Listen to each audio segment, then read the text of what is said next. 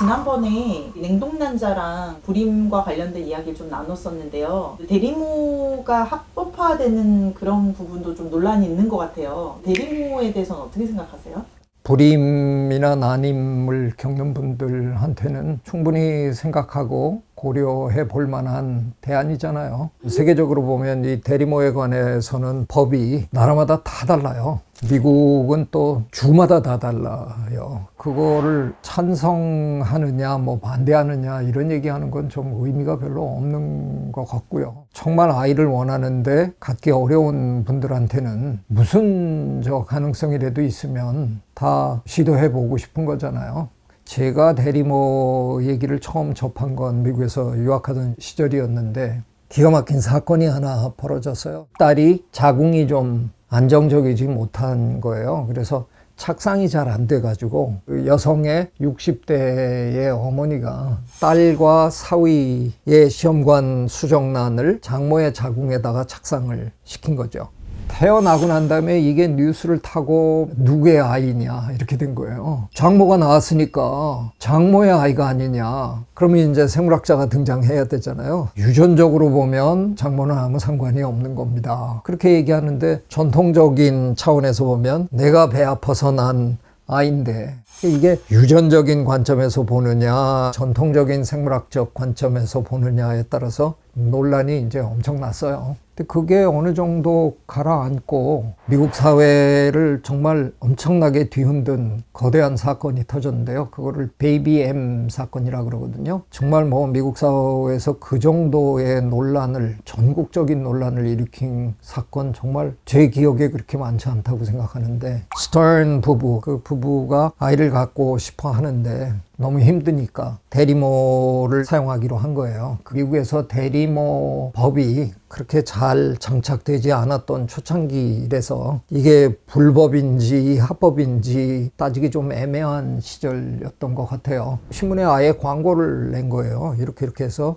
도와주실 분을 찾습니다. last name이 Whitehead라는 여성인데 자기가 하겠다. 그래서 아이를 낳으면 이 스턴 부부에게 아이를 인도하겠다. 그러고 이제 시작을 한 거죠. 스턴 부부의 남편의 정자와 아내의 난자를 시험관 수정란을 만든 다음에 화이트헤드라는 여성의 자궁에 착상을 시킨 거죠. 그러니까 유전적으로는 그 두 부부의 아이임이 틀림없지만 이 화이트헤드라는 여성은 뱃속에서 키우면서 이 여성이 마음이 자꾸 흔들리기 시작한 거예요. 그래서 출산에 임박해서 계약 파기를 한 거예요. 이러는 와중에 아이가 이제 드디어 태어났는데 이 화이트헤드라는 이 여성이 자기 이름을 줘버렸어요. 그 아이의 성을 화이트헤드를 줘버린 거예요. 유전적인 부모 입장에서 난리가 난 거죠. 이럴 수가 있느냐. 그래갖고 그 사람들은 그 사람들대로 계약서 뭐 이런 걸 다 제출하면서 얘가 우리 아이다. 그래갖고 그 이름을 공식적으로 자기네들 이름으로 바꿨어요. 스턴이라는 이름으로 바꿨는데 그 다음 사건이 아주 정말 대박이었는데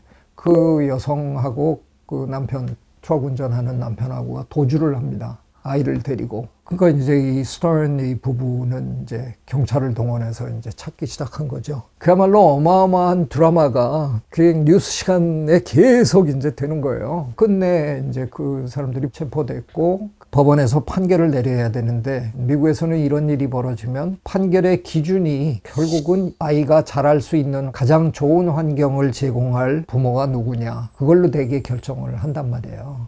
그 결정에서 이미 경제적으로도 불리한데 과연 저런 사람에게 아이를 맡겨도 되냐 이런 분위기가 된 거죠. 근데 사실은 그 여성은 대리모를 하기 전에 이미 자기 아이가 둘이나 있고 그 두 아이를 잘 키우고 있는 사람이에요. 결국은 결격 사유가 돼서 아이를 이제 뺏깁니다. 어마어마한 사건이었어요. 어떻게 보면 시험관 아기를 할 거였으면 원래 부인의 자궁에 착상을 시키는 것도 가능했을 텐데 그 여성이 척추 이상 증상을 갖고 있는 여성이었어요. 처음에는 이런 신체적인 장애가 있어도 나는 아이를 갖고 싶다. 굉장히 우겼는데 끝내 그 여성이 포기하게 된 거는 태어난 아기가 자기처럼 그런 장애를 갖고 태어나는 약간의 가능성 때문에 포기를 이제 하고 대리모를 찾은 거죠. 어떻게 보면 이 스턴 부부는 어쩔 수 없이 대리모 옵션을 선택을 한 건데 결국은 여론이 정자와 난자를 제공한 원부모 쪽으로 많이 기울었던 걸로 기억합니다.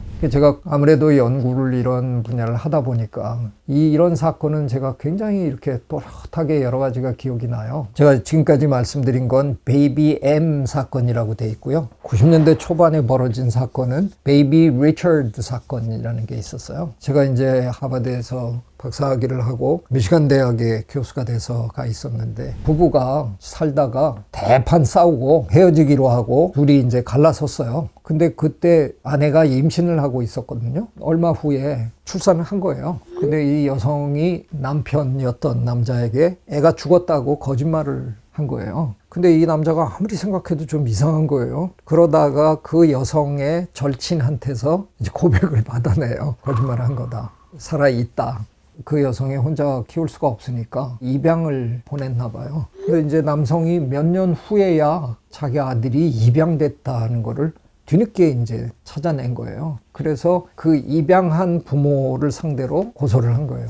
내 아들을 돌려달라. 입양을 한 쪽에서는 벌써 애가 3살이나 됐는데 이게 무슨 청천벽력이에요. 일리노이 대법원에서 biological father, 생물학적 아빠에게 돌려줘라. 그래갖고 이제 그 3살짜리가 자기를 그동안 길러준 아빠 엄마한테서 안 떨어지려고 매달리는데 그걸 가서 막 떼내는 장면을 전국 방송 뉴스가 다 내보내고 뭐 난리가 난 거죠. 그 당시에 저는 동네 미시간 대학 근처의 신문사에서 인터뷰도 했었어야 되는데 생물학적 아빠라고 부르는 건 틀렸다. 그렇게 발언을 제가 했었거든요. genetic father, 유전적 아빠라고 부르는 게 맞고 3년 동안 길러준 저 아빠는 ecological father, 생태적 아빠다. 둘 다 생물학적 아빠다. 그거를 자칫 그냥 한쪽만 생물학적 아빠라고 부르기 시작하면서 이 판정이 좀 불공평하게 갔을 수도 있다. 그런 얘기를 이제 제가 신문 인터뷰에서 했던, 그게 어떻게 보면 제 생애의 학자로서 한 첫 언론 인터뷰였던 것 같은데, 이 일련의 사건들을 이렇게 보면 대리모를 포함해서 난임 또는 불임을 겪는 부부에게 아이를 갖고 싶어 하는 이거는 정말 어마어마한 일이잖아요. 그렇기 때문에 과학적으로 기술적으로 가능한 옵션을 지나치게 법적인 잣대를 들이대면서 못하게 하는 게 과연 능사인가? 그건 전 잘 모르겠어요. 아이를 만들어낼 수 없는 그런 고통을 겪어본 사람이 아니라서 저는 잘 모르지만 제 주변에 그런 부부들을 보면 만약에 내가 그런 상황에 있다 그러면 나는 어떻게 하고 싶을까를 생각해 보면 무조건 금지하는 건 참 야속하다라는 생각이 듭니다. 어려운 문제이긴 하지만.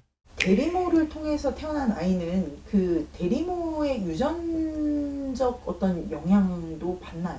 이에 대한 연구가 사실 생각보다 적어요. 후성유전학, 에피지네틱스라고 부르는 분야가 최근 한 십몇 년 동안 지금 굉장히 발달하고 있거든요. 후성유전학이라는 건 유전적으로 유전자 자체가 변하는 건 아닌데 그 유전자가 발현되는 과정에 외부적인 영향으로 인해서 어떤 유전자는 발현이 되고 어떤 유전자는 오히려 발현이 안 되는 이런 일들이 벌어질 수 있는 거거든요. 조금 생물학적으로 얘기하면 우리의 유전자의 염기 배열 제일 끝부분에 시토신 염기에 메틸기가 와서 붙으면 비활성화가 됩니다. 그 원래 유전자가 활성화가 안 돼요. 그러다 보면 유전자는 갖고 있는데 그게 발현이 안 되는 일이 벌어지는 거예요. 그러니까 이런 일이 왜 벌어지느냐? 산모의 그 환경이 영향을 미친다 하는 게 오래전에 이미 알려졌어요. 많은 경우에 산모가 너무 예를 들어서 스트레스가 심했거나